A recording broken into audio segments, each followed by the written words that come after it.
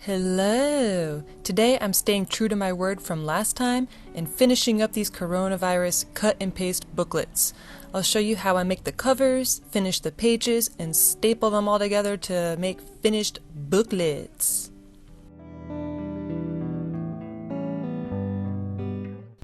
For the cover, I'm painting a 12 by 5 inch area on this manila folder on both sides. I decided on this size by measuring the pages that will be inserted and adding an inch to the height and width.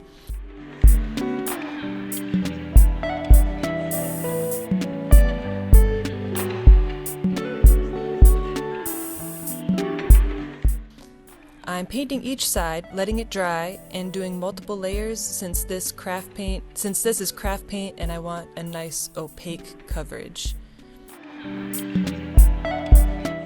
The outside cover is going to be a metallic green, and my metallic paint is pretty sheer, so I used 2 greens as a base layer.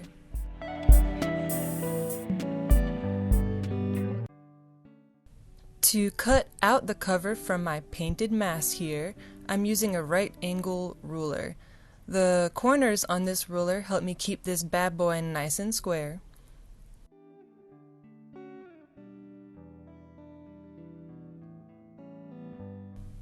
Now let's cut this bad boy out. He looks nice and neat so far, much flatter and more even than if I had cut the paper and then painted on it. That's what I've done in covers past, and I'm trying something new with this one. Now I'm finding the center line and giving it 1/8 of an inch of breathing room on each side to make a 1/4 inch book spine, creasing the paper along those lines to make it easy to fold, and then I'm going to turn it inside out and we will have our cover. Look at that. It needs some pizzazz, so now I'm titling it with a cutout from The Economist, of course, and with labels from my handy dandy label maker. I've had this thing for about 20 years, and I love the chunky sounds it makes as you punch out each letter. On Friday, July 10th, 2015, 2-year-old Dior Jr., his mother Jessica, his father Colonel Dior Sr., his great-grandfather Bob, and Isaac, who was a friend of Bob, traveled 120 miles from Idaho Falls to Little to go camping. The group was camping at Timber Creek. Isn't that some good stuff? I know. It's some good stuff. My first label came out kind of wonky, which happens sometimes, so let me just make another one real quick. I can definitely use the wonky label in one of my other glue booking projects.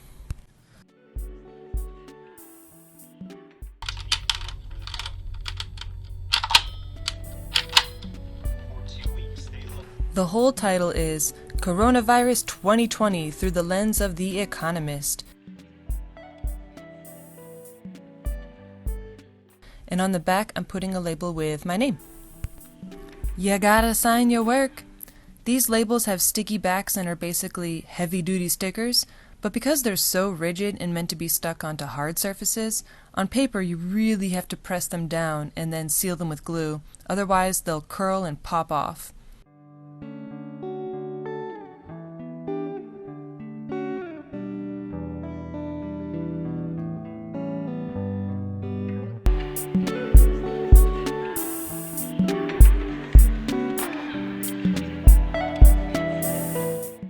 Adding a little coronavirus binoculars because the top of this needs a little something something, gluing my name down on the back, and varnishing the whole thing to keep everything in place.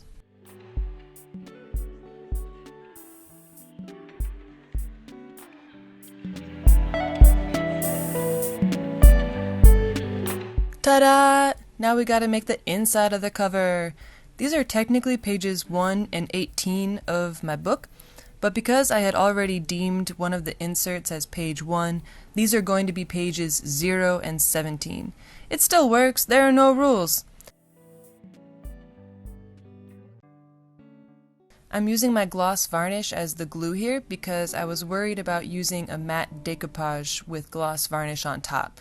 But I think that's something I need to experiment with next time because I have found that the decoupage really helps the images dry nice and flat rather than wrinkly.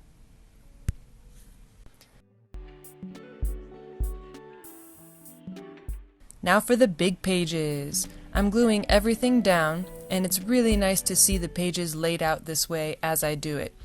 On the individual pre-cut pages, I'm constantly flipping through them and making sure I'm gluing the right image to the right page, so this method is saving me a lot of time. I think I like it so far.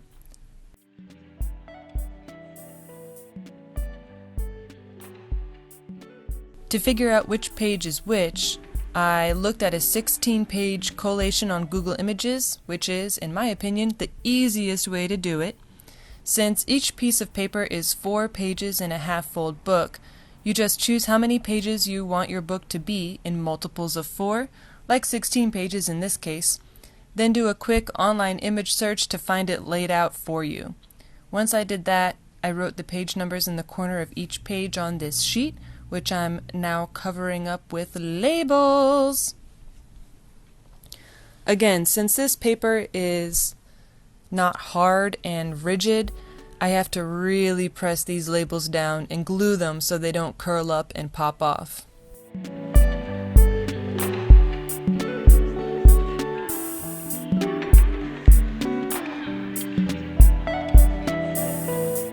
Now for the other side.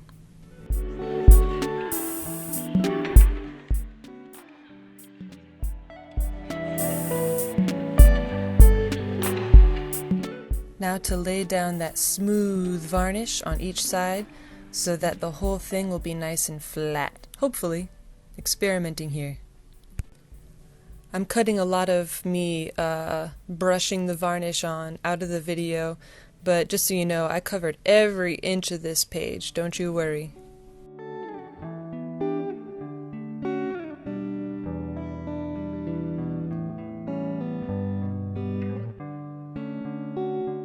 Giving it a good time to dry before I flip it over and editing it with video magic.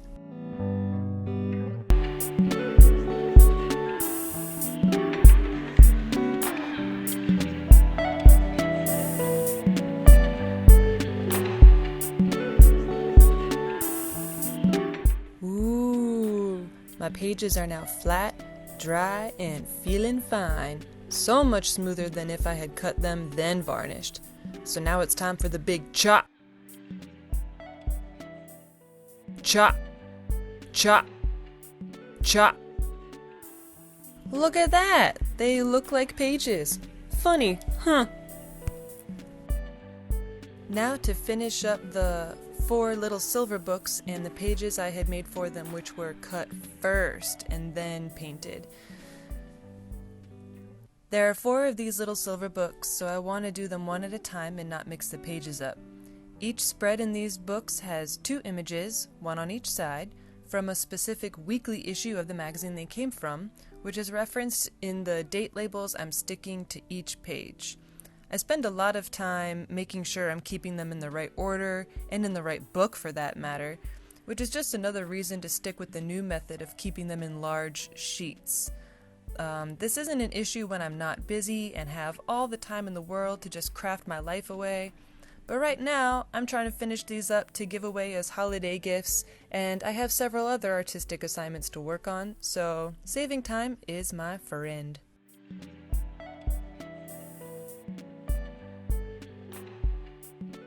All of the black and white political cartoons in here are done by Cal, or Kevin Gallagher. I hope that I'm saying your last name right, sir, I'm sorry.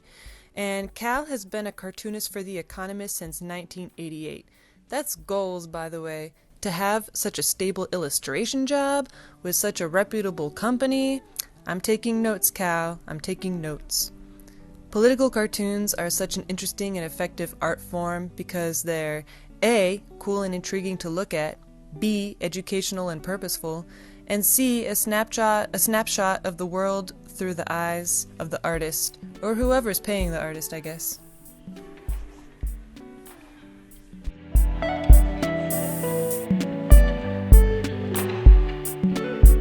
Alright, all my pages are dry. I'm stacking them together in order into their respective books, and they are ready to be bound. Big staple time. Well, My staples are regular size, but this stapler is humongous. I'm creasing each spread's fold so that when I stack them, they fall together more evenly. I measure the page and adjust the slider on my stapler, which helps me line up the staple to go exactly where I need it, which is dead in the center of that fold. Binder clips help keep the pages grouped together while I slide them in and out from under that big old stapler.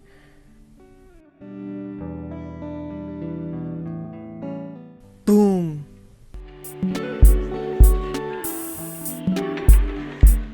Boom! And look at that, it's a book! It functions like a book, it flips like a book, it looks like a book, it sounds like a book. I think I'll shoot for more color contrast between the pages and the inside cover next time, because this one is looking pretty dark. My mediocre lighting isn't helping with that either, but the book looks good and functions like it should. So now I'm gonna go in and crease and staple all the little silver booklets whose pages are now dry and ready.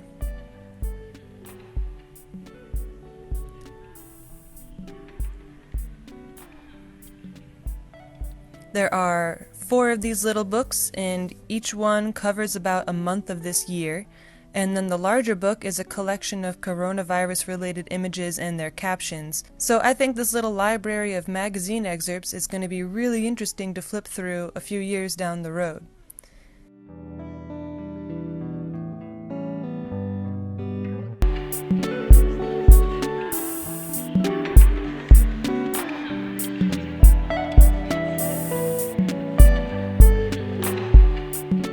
And back to what I was saying about political cartoons.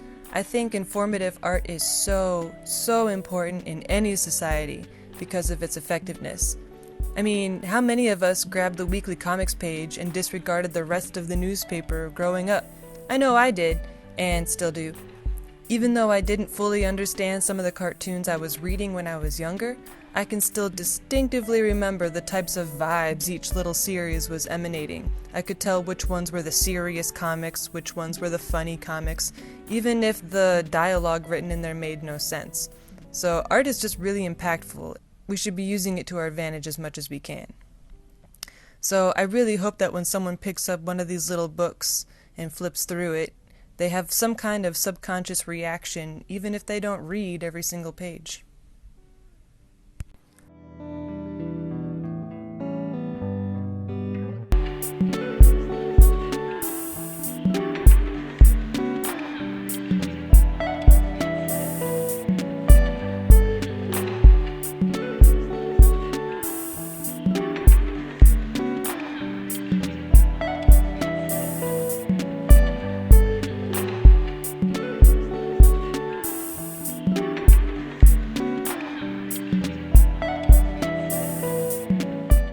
So there you have it, 5 cut and paste booklets.